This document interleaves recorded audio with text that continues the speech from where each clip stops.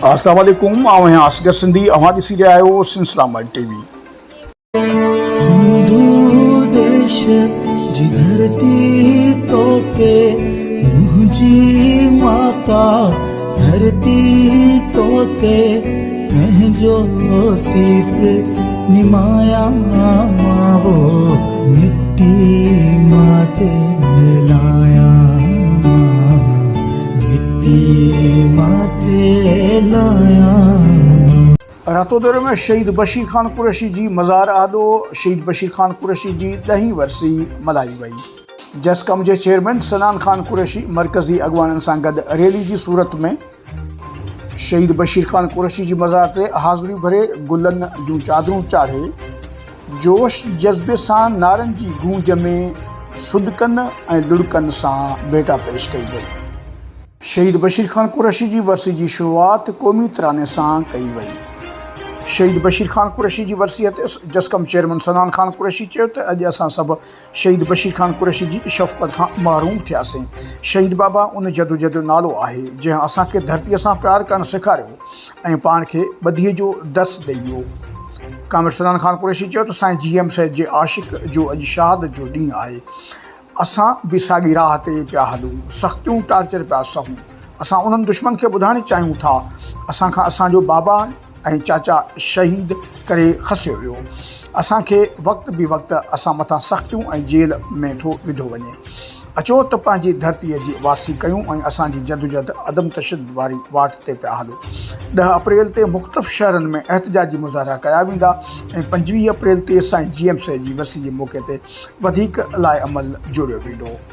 कंध था कपिन पंहिंजी धरती भी पंहिंजी न दिल न हारे वियो दिल भरो पंधु आहे अञा अॻ भरो रीढ़ जी पीढ़ जी था जियूं ज़हर जा डुक था विख विख पियूं पंहिंजी धरती भी पंहिंजी न दिल न हारे वियो दिल भरो पंधु आहे अञा अॻ भरो। जिए सिंधु देश जिए साईं GM सैयद जिए शहीद बाबा बशीर खान कुरैशी। मुझा दोस्तों ऐं साथियों अॼु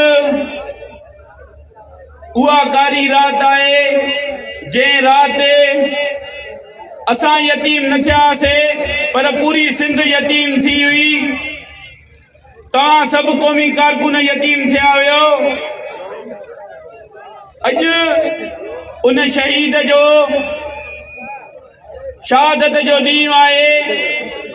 असां शहीद बाबा जी शहादत वारे ॾींहं ते गॾु थी करे इहो वचन कयूं त जेका शहीद बाबा असांखे साईं GM सैयद जी अदम तशद्दुद जी वाट ॾेखारे वियो हुयो उन ते हलाए वियो हुयो उन ते ई हलंदासीं। शहीद बाबा जी जदोजहद खे अॻिते वठी पाए तकमील ताईं पुॼाईंदासीं। सिंधी क़ौम जी मालिकी कंदासीं। सिंध जी आज़ादीअ जे लाइ सिंध जी ख़ुशहालीअ जे लाइ जदोजहद कंदा रहंदासीं। शहीद बाबा उन जदोजहद जो नालो आहे जंहिं तव्हां ऐं असांजे लाइ असांखे सिंध जी आज़ादी यादि ॾियाराई, सिंध जो कल्चर यादि ॾियारायो, सिंध जी मिटीअ जो मान यादि ॾियारायो। तव्हां ऐं असांखे पाण में प्यार करणु सेखारियो। साईं GM सैयद जी वाट खे अॻिते वधाइण कीअं वधाइजे उहो सेखारियो। अॼु उन शहीद बाबा जे शहादत वारे ॾींहं ते सभु क़ौमी कारकुन सां गॾु थी करे इहो हथ मथे करे सभिनी खे ॿुधायूं त हीअ सिंध असांजी आहे। इन जा मालिक ऐं वारिस असां सिंधी आहियूं। ॿियो केर बि कोन्हे। जेका शहीद बाबा असांखे वाट ॾेई वियो हुयो साईं GM सैयद जी अदम तशद्दुद जी वाट ते उन ते ई हलंदासीं। असां क़ौमी कारकुन जस्कम जे सीनियर वाइस चेयरमैन अमजद मैसर चयो त अॼु पंहिंजे महबूब क़ाइद शहीद बशीर ख़ान कुरैशी जी शहादत जो ॾींहुं आहे। शहीद शहादत खां अॻु अहिड़ी मोहबत परोड़ वियो जो 7 अप्रैल जी राति जॾहिं समूरी संगत निंड सुतल हुई त उन वक़्तु ख़बर आई त मोहबतनि जे सफ़ीर खे उबती निंड सुम्हारियो छॾियो वियो। उन वक़्तु ज़मीन पेरनि हेठां निकिरी वई ऐं हर तरफ़ रोज राला ऐं अखियुनि मां रत वहंदे ॾिठी। उहा मोहबत नाहे त छा आहे। शहीद बशीर ख़ान जी वरसीअ जे ॾिहाड़े ते सरवर ख़ुश्क अतर सूमरो मोमिन समो ऐं ॿियनि पंहिंजे ख़िताब में चयो त जॾहिं बशीर ख़ान कुरैशी शहादत वक़्तु समूरी सिंध में तॾा विछाया विया, हर शहर में तहज़ीतियूं वरितियूं, उहा सिंधी क़ौम जो प्यार हो। साईं GM सैद चयो हो त ख़ौफ़ ऐं लालच ख़तमु कयो, उहा बशीर ख़ान कुरैशी अमली तौर ते करे ॾेखारियो, जंहिंजे करे अवामी मोहबत सां सरशार रहियो। इक़्तिदार जी लालच कॾहिं नाहे रही। जिस्कम अॻवाननि में साईं GM सैद चयो त ग़ुलामी जो हल क़ौमी आज़ादी आहे। अॻवाननि वधीक ख़िताब कंदे चयो त शहीद बशीर ख़ान कुरैशी शहादत खे 10 साल गुज़री चुका आहिनि, पर मासूम जस्कम जूं वाॻूं संभालियूं। पर अफ़सोस जो सोशल मीडिया ते नामुहाब तनक़ीद था कनि त तव्हां गदार आहियो। असां गदार न आहियूं। 40% घुरण वारनि खे हाणे पादर लॻंदा।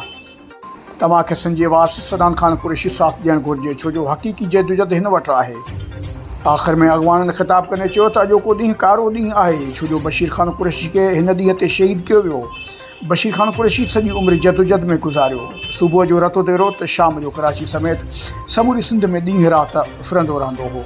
7 अप्रैल ते आख़िर शहीद कयो वियो। समूरी सिंध जा कारकुन जस्कम चेयरमैन सनान ख़ान कुरैशी सां गॾु आहिनि। वधीक अपडेट लाइ ॾिसंदा ॿुधंदा रहो सिलसिला TV।